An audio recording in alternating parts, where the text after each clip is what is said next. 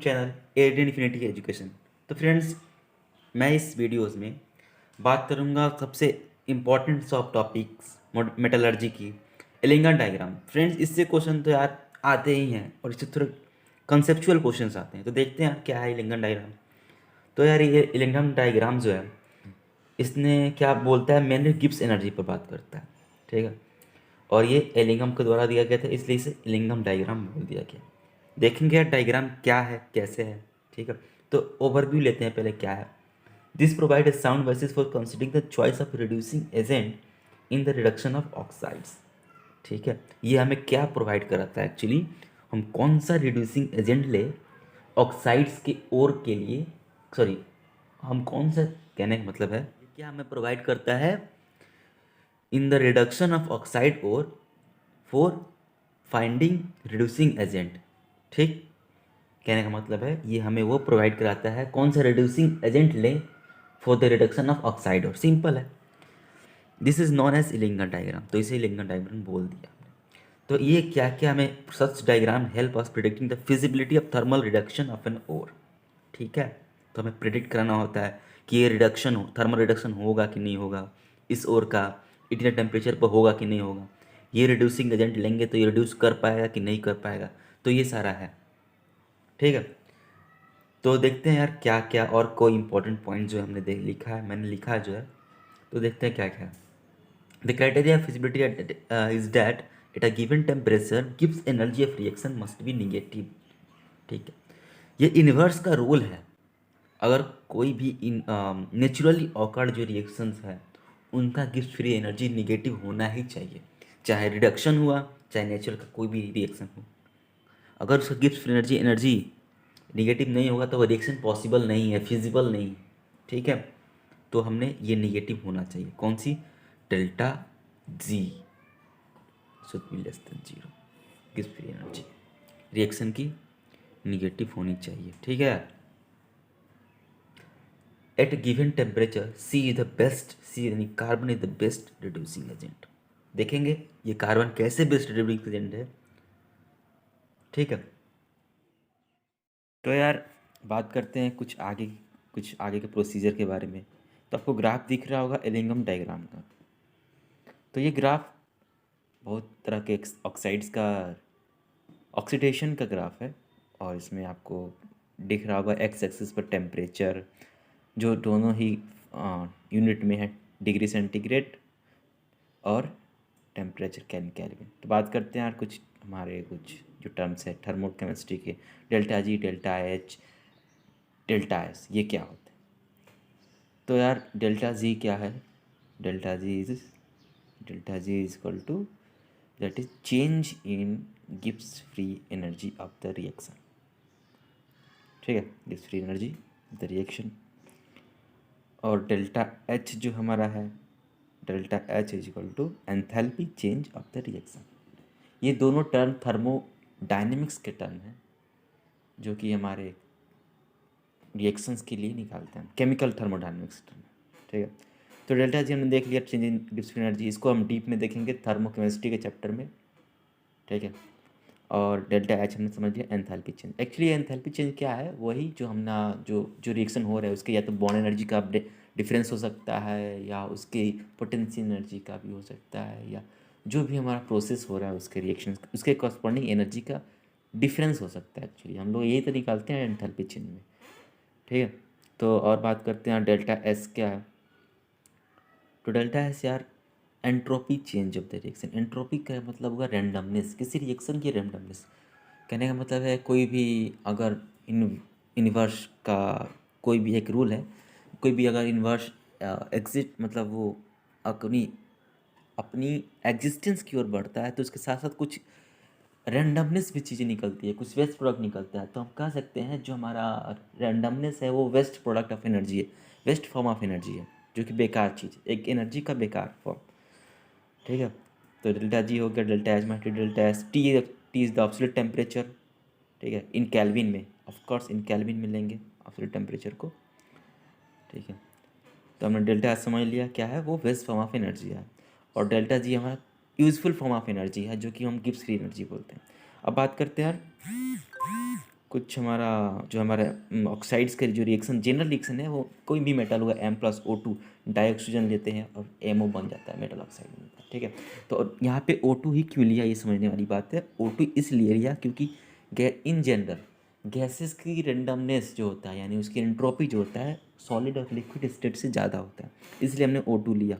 अब बात करते हैं ग्राफ को। ग्राफ दिख रहा होगा यार, ग्राफ में क्या है, जो हमने ये जो पॉइंट मार्क कर रखा है 1 नंबर ग्राफ, सेकेंड, फोर्थ, ठीक है, तो इन सब में ये क्या है, डेल्टा जी नॉट क्या है। ठीक है, डेल्टा जी नॉट आपका समझ रहे होगा कि वो हमारा किस एनर्जी है, और ये सारे कुछ ट्रांजिशन स्टेट आ रहे हैं ग्राफ में, सडन चेंज जैसे आ रहे हैं, तो एक्चुअली उनका स्टेट चेंज हो रहा होगा।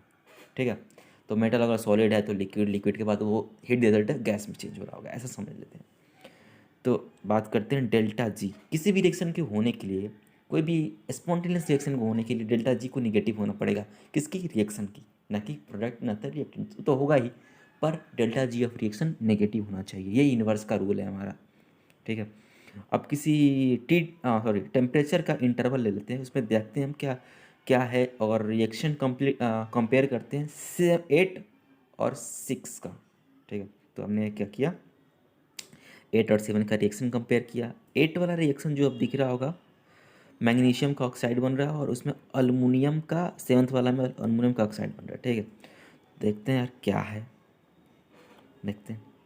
तो बात करते हैं यार, क्या इसका मेन जो कंसेप्ट है ग्राफ का, उससे क्या क्वेश्चन बनते हैं, वही कंसेप्ट डिस्कस कर रहे हैं हम। कि किसी एक पॉइंट आपको दिख रहा होगा जो कि कट, दोनों ग्राफ एक पॉइंट को कट कर रहे हैं, तो Mg+Al2O3 अगर किसी जीरो से लेकर उस पॉइंट तक, मतलब लगभग 1250 या 1300 के आसपास ले रहे हैं, 0 से 1300 का, तो नीचे वाला ग्राफ कौन सा है, हमारा मैग्नीशियम ऑक्साइड वाला ग्राफ है, ऊपर वाला अल्युमिनियम ऑक्साइड वाला ग्राफ है। समझने के लिए वो क्या करेगा, एक्चुअली मैग्नीशियम अल्युमिनियम ऑक्साइड को रिड्यूस कर देगा। ठीक है, क्यों कर देगा, क्योंकि अगर इस रिएक्शन की निकालें, तो ये रिएक्शन एक्चुअली हमने चलाया, ठीक है, नहीं जानते हैं क्या होगा, रिड्यूस करेगा कि नहीं करेगा, चेक करेंगे कैसे, delta G of reaction should be negative, तो ऑफ कोर्स निकाल लेंगे, नेगेटिव आ जाएगा इस रिएक्शन का, तो नीचे वाला ग्राफ ऊपर वाले ग्राफ को रिड्यूस कर सकता है। ठीक है, ठीक है, लेकिन कब कर सकता है वो, किसी पर्टिकुलर रेंज ऑफ टेम्परेचर पर, मतलब किसी रेंज की बात करेंगे तभी, मतलब वो देखेंगे हम रेंज में ही। ठीक है, तो नीचे वाला ऊपर वाला को रिड्यूस कर सकता है, यही हमारा कंसेप्ट है, क्योंकि इसका delta G of reaction negative होगा। तो बस यही सिंपल सा फंडा अपने को ध्यान में रखना है, नीचे वाला ग्राफ ऊपर वाले को रिड्यूस कर देगा। इसलिए ये जो आपको सेकंड ग्राफ दिख रहा है, ये कार्बन का ग्राफ है, C+O2 = CO2, जो भी CO बन रहा होगा, CO2 बन रहा होगा, सॉरी CO बन रहा होगा, तो ये सबसे बेस्ट रिड्यूसिंग एजेंट है, क्योंकि इसका ग्राफ का स्लोप देखिए, स्लोप इसका मतलब निगेटिव की ओर है, पॉजिटिव नहीं, निगेटिव यानी डाउनवर्ड्स की ओर है। तो ये क्या कर गया, सबको लगभग लगभग रिड्यूस कर देता है, कार्बन लगभग लगभग सारे ऑक्साइड्स को रिड्यूस कर ही देता है।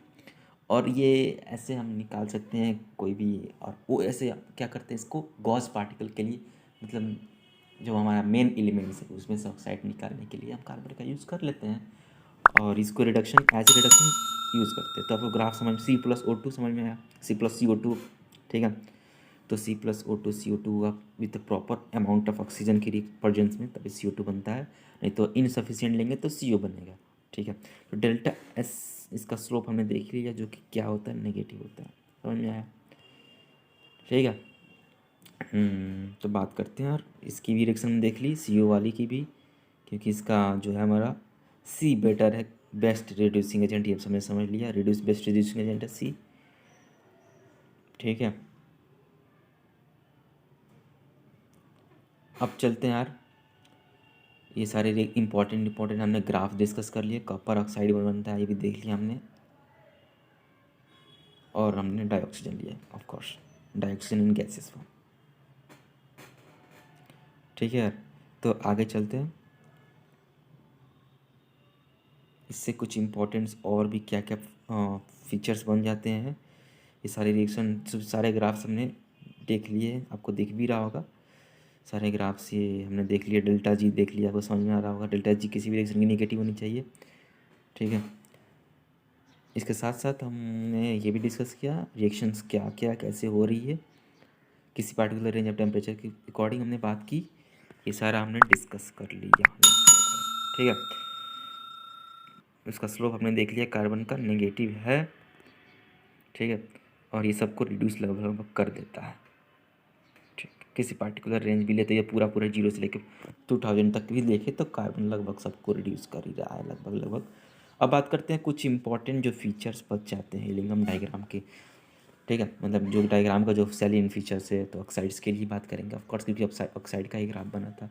तो बात करते हैं यार, graph for metal oxides all slope upward देखे थे हम लोग, क्योंकि उनका जो change in Gibbs free energy है वो इंक्रीज कर रहा था टेम्परेचर के ऊपर, हमने डिस्कस कर लिया। मेटल ऑक्साइड का जो स्लोप था सारे अपवर्ड थे, क्योंकि उनका जो गिब्स फ्री एनर्जी इंक्रीज कर रहा था टेम्परेचर के साथ, जब हमने डिस्कस कर लिया, ठीक है। अब बात करते हैं, अच्छा, एक मिनट डिस्कस अबव, ठीक है, ये बात भी है।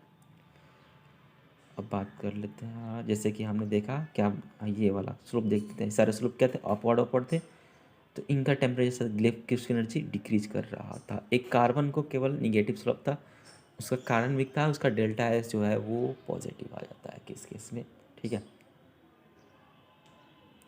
क्योंकि कार्बन सॉलिड है, ऑक्सीजन डाइऑक्सीजन CO2 बनता है, तो उसका निकालेंगे डेल्टा एस कहीं ना कहीं, ऑफ कोर्स वो जो स्लोप आ जाता है वो कहीं से कहीं negative, sorry delta S negative, sorry for that, delta S negative आ जाता है, ठीक है। तो ये हमने डिस्कस कर लिया। द सेकंड पॉइंट करते हैं क्या यार, द फ्री एनर्जी चेंज जो होते हैं, free energy change all follows as straight line unless the material, ठीक है, मेटल और वेपराइज। सही बात, हमने डिस्कस किया, जो ट्रांजिशन स्टेट आ रहा था, जो सडन चेंज आ रहा था, उससे पहले पहले सारे ग्राफ तो स्ट्रेट लाइन थे, वो चेंज की वजह से थोड़ा सा टिल्ट हुए हैं, ठीक है। तो यही बोल रहा है सेकंड पॉइंट कि फ्री एनर्जी जो चेंज हो रहा है वो सारे फ्लोज करते हैं स्ट्रेट लाइन को, ना किसी का कर्व हमने देखा था, ना कोई पैराबोला में बन रहा था, ना कोई आर्बिट्रेरी कर्व बन रहा था, सारे स्ट्रेट लाइन थे। हाँ, वो ट्रांजिशन स्टेट आने की वजह से वो चेंजेस हो रहे थे, वो वहाँ पे वेपराइज हो रहा था, ऑक्साइड्स बन रहे थे, ठीक है, तो वहाँ पे गैस और सब फ्लक्स वेपराइज हो रहा था। अब बात कर सकें थर्ड पॉइंट को, when the temperature is raised a point will reach when the graph crosses delta g is equal to zero line. हाँ, एक कंसिडर कर लेते हैं, डेल्टा जी की जीरो लाइन थी, जैसे हम ऊपर जा रहे थे डेल्टा जी इंक्रीज कर रहा था, ठीक है, the oxide becomes unstable and should decompose into metal. सही बात है, कहने का मतलब है डेल्टा जी अगर किसी का पॉजिटिव हो गया तो ऑफकोर्स वो रिएक्शन की क्या होगी, वो नहीं होगा, अनस्टेबल हो जाएगा रिएक्शन ही, तो रिवर्स भाग जाएगा, तो ऑक्सीजन डाइऑक्सीजन और मेटल फिर से मिल जाएंगे अपने को। हाँ, वो अलग कंडीशंस होंगे उसके लिए, मेटल तो उसके लिए अलग हमें प्रॉपर फिजिकल कंडीशंस लगानी पड़ेंगे तब वो मिलेगा, ठीक है। अब बात करते हैं फोर्थ से थर्ड, डाइऑक्सीजन मिल जाएगा, ठीक है। अब फोर्थ पॉइंट की बात करते हैं, हम क्या बोलते हैं, any metal we reduce, okay, उससे पहले अच्छा वो समझ लेते हैं कि क्या बोलते हैं, A+B अगर कोई है रिएक्शंस हो रहा है, जैसे ए भी बन रहा है, तो डेल्टा जी अगर पॉजिटिव है तो रिएक्शन रिवर्स भाग जाएगी, वही हमने देखा है यहाँ पे भी।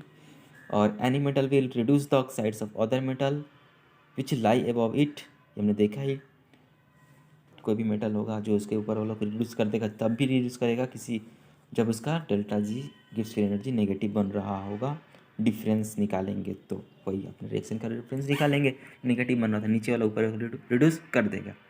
तो कुल मिला के हमारा ये पॉइंट रहा, लिंगन डायग्राम के इंपॉर्टेंट जो पॉइंट्स थे हमने देख लिए, क्या क्या थे ये सारे इंपॉर्टेंट फीचर्स देख लिए, इंपॉर्टेंट ग्राफ समझ लिया, रिएक्शन देख के भी समझ लिया, ठीक है। तो यही इससे ही क्वेश्चन बन सकते हैं यार, डेल्टा जी की भी, वो एक्चुअली दो जेई मेंस में जो क्वेश्चन आते हैं वो बहुत ही टिपिकल टाइप के आ जाते हैं, और एडवांस में जो आते हैं वो एक्चुअली नया कंसिडरेशन लेके, नया एलिमेंट लेके, हाइपोथेटिकल कंडीशन लेके, तो यार